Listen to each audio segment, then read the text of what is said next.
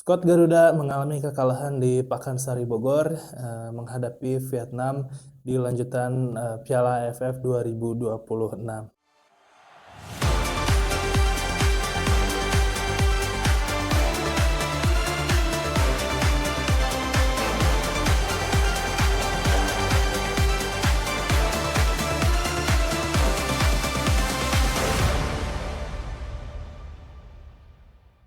Halo semuanya, salam sejahtera, salam sehat, salam hangat untuk para pecinta sepak bola di Indonesia.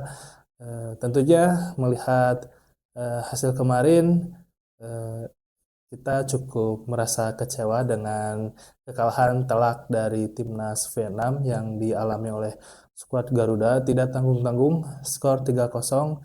Ini juga sekaligus membalaskan kekalahan mungkin Vietnam waktu di untuk di kualifikasi Piala Dunia 2026.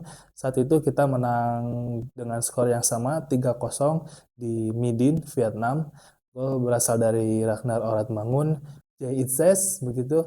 Untuk pertandingan kali ini sendiri, saya pikir permainan timnas Indonesia sedikit, bukan sedikit lagi, mungkin mengalami kebuntuan karena lini tengah yang digawangi oleh Tom Haye, Ivar Jenner, dan Mark Klok tidak dapat berkutik menghadapi Vietnam di laga kemarin hari Senin di Pakansari Bogor. Vietnam tampil cukup impresif dan cukup efektif, terbukti dengan 2 shot on target di awal babak pertama, kurang dari 30 menit sudah mendapatkan 2 gol, dan ini membuat Vietnam cukup nyaman dalam bermain, dan tentunya tekanan berada di sisi skuad Garuda. Sebenarnya dalam laga kali ini Indonesia diuntungkan karena timnas Vietnam datang dengan hasil yang tidak baik.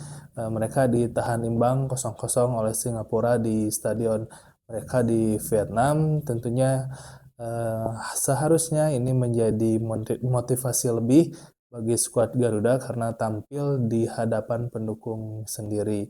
Namun sayang sekali gol cepat di menit ke-6 membuat Vietnam bermain lebih nyaman di Pakansari. Gol tersebut sebenarnya berbau sedikit individual error ketika skuad Garuda memainkan bola, mencoba untuk build up di lini pertahanan, namun pressing ketat dilakukan oleh timnas Vietnam. Alhasil sentuhan dari Rizky Ridho yang menerima operan dari Jordi Amat tidak sempurna, dan Vietnam berhasil mencuri bola untuk selanjutnya merangsek dari sisi kiri penyerangan atau sisi kanan pertahanan Indonesia, dan akhirnya bisa menceploskan bola ke gawang yang dijaga oleh Nadeo Argawinata. Sayang sekali sebenarnya kalau jika dilihat dari layar televisi, tentunya seharusnya bola itu bisa diantisipasi. Namun mungkin kenyataannya bila melihat langsung atau kejadian tersebut dialami langsung oleh pemain, tentunya situasinya tidak mudah dan tidak semudah atau tidak seperti yang kita bayangkan. Tentunya kredit tetap harus diberikan kepada timnas Indonesia yang telah bermain sepenuh hati. Mungkin untuk pertandingan kali ini Vietnam jauh lebih baik dengan persiapannya yang lebih dulu untuk menjalani TC.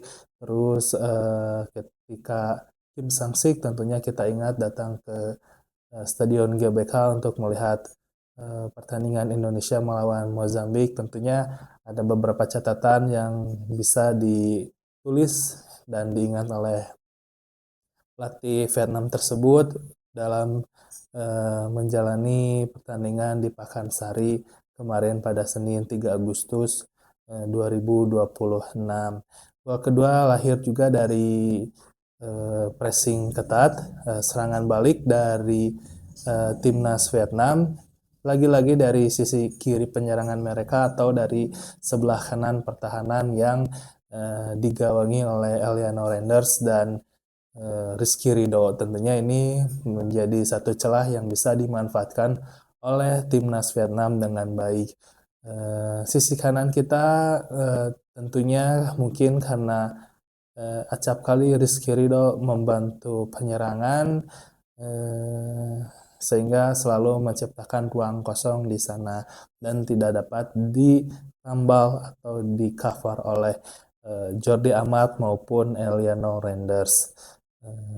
Kita sangat kesulitan dalam memainkan bola tentunya karena lini tengah Vietnam cukup kuat dan dapat mengunci pergerakan dari Mark Locke maupun Ivar Jenner sehingga distribusi yang biasanya dilakukan oleh Tom Haye untuk mendistribusikan bola dari tengah ke depan itu menemui jalan buntu dan Indonesia hanya bisa bermain dari sisi kelebaran lapangan baik dari sisi kiri dari Donitri Pamungkas maupun dari sisi kanan dari sisi Eliano Renders. Namun hal tersebut belum cukup ketika kita hendak melakukan crossing atau memberikan umpan kepada striker kita yang bertubuh jangkung, Mitchell Baker. Di sana ada minimal dua pemain bertahan dari Vietnam yang menjaga sang striker. Tidak adanya breaker dari Indonesia yang memiliki skill individu untuk merangsak naik tentunya menjadi satu hal yang sangat disayangkan. Walaupun di sana ada Ragnar Oratmangun, namun Ragnar pun tidak bisa berbuat banyak karena solidnya lini pertahanan dari Vietnam. Tentunya ini menjadi kerugian bagi timnas kita, bagi skuad Garuda, karena seharusnya bila bisa memenangkan pertandingan kali ini, satu tiket semifinal otomatis sudah di tangan. Tinggal nanti bagaimana siapa yang menjadi juara grup atau runner up-nya. Kalau saja kita bisa menang, tentunya timnas Vietnam sudah tertutup peluang mereka untuk ke semifinal.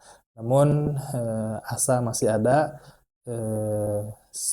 kesempatan masih bisa kita dapat dan nasib juga masih berada di tangan kita. Tinggal bagaimana nanti kita harus memenangi pertarungan melawan Singapura di Stadion Jalan Besar di Singapura. Tentunya kemenangan menjadi harga mati. Kalau kita seri ataupun kalah, apalagi kalah, tertutup sudah peluang kita untuk berlaga di semifinal. Namun bila kita bisa memetik kemenangan, posisi runner up minimal sudah di tangan, otomatis kita akan ke semifinal. Kemungkinan akan melawan Thailand di grup A. Tentunya Thailand sudah mengalahkan Malaysia dan kemungkinan akan menjadi juara grup di grup tersebut. Tidak banyak peluang yang didapat oleh Indonesia karena seperti yang sudah dibahas sebelumnya, lini tengah kita selalu kalah jumlah dan akhirnya distribusi bola ke depan itu sangat kurang. Pergerakan dari Mark Klok dan Ivar Jenner selalu dapat dihalangi oleh timnas Vietnam sehingga otomatis Tom Haye juga dalam mendistribusikan bolanya selalu gagal. Kenapa? Karena tentunya jalur passing sudah ditutup oleh pemain timnas sehingga kita hanya bermain dari samping ke samping.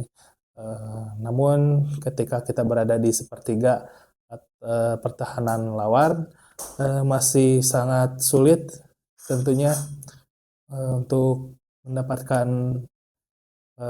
ruang, untuk membuka ruang, untuk mendapatkan jalur passing ke tengah ke Mitchell Baker karena walaupun berhasil masih ada beberapa pemain, minimal 2 pemain yang menghadang dari Mitchell Baker. Begitu saja singkat dari saya Hafsani Rianto dalam membahas pertandingan kemarin antara Vietnam dan Indonesia. Masih ada kesempatan, namun tentunya kemenangan harus didapatkan bila ingin melaju ke semifinal. Silakan tuliskan komentar, jangan lupa subscribe channel ini, dukung terus agar semakin semangat membuat konten tentang sepak bola Indonesia. Salam hangat. Untuk seluruhnya, sampai jumpa lagi di lain kesempatan. Terima kasih.